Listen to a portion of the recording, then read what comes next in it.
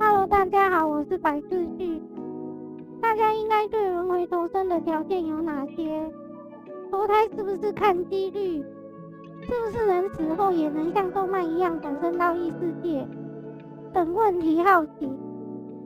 也有些人会觉得，出生在有钱人家的小孩很幸运，很会投胎，赢在起跑点上。今天我要跟大家聊一下相关条件。若听得不舒服，不要勉强听下去。第一大藏经的内容，投胎到人道的标准是15戒：持不杀生、不偷盗、不邪淫、不妄语、不饮酒等戒律。不杀生，不随意杀害众生的生命。我是认为应该只限有情众生，不包括无情众生。无情众生应该会被归成损害物品、破坏大自然那类。很懂戒律的观众可以留言分享，大家讨论一下。不偷盗，不是自己的财物资产不能盗取。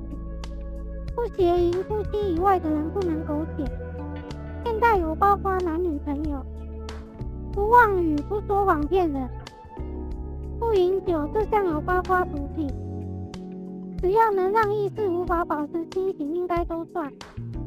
因果大神很仔细在意众生的念头，若是脑袋一直处在混沌的状态，人也会无法处理自己的事物，什么都会弄成一团糟的。而净空法师曾说15戒十善只要30分就能得人生，他是以西方极乐净土的九品论来推论。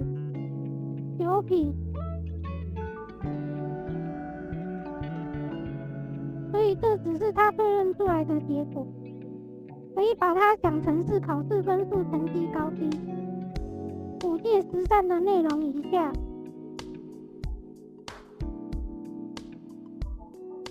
若是对净空法师的推论可以，一定要有究竟圆满的证悟，或者什么境界的才要相信，也没有关系。总之就是要15戒。诸佛说的话不会错，不会因为时间和空间不同就讲错了，也不会有黑天鹅效应漏掉什么不知道的事。另外价值观也很重要，它影响你做事态度为人。即使5戒达到分数相同，或者完全没有做到5戒扣的分数相同，投胎的地方也可能完全不同。比如说鱼是会堕畜生道，总不会所有鱼是众的众生都投胎成同一种动物。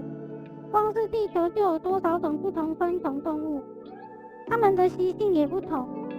即使5戒分数相同，重人权为人权努力的和不重人权的人，也有可能是投胎地球人和高等外星人的差别。毕竟价值观不同，所积的福就会不一样。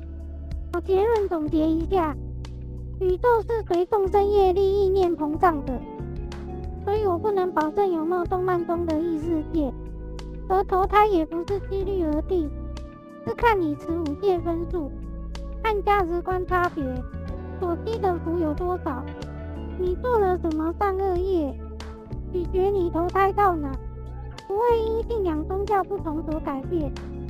所以即使你讨厌各宗教的戒律，觉得这是束缚，但也不能否认，持戒越严格，你投胎的环境越舒适美好，阻碍障碍也让你烦心的事越少。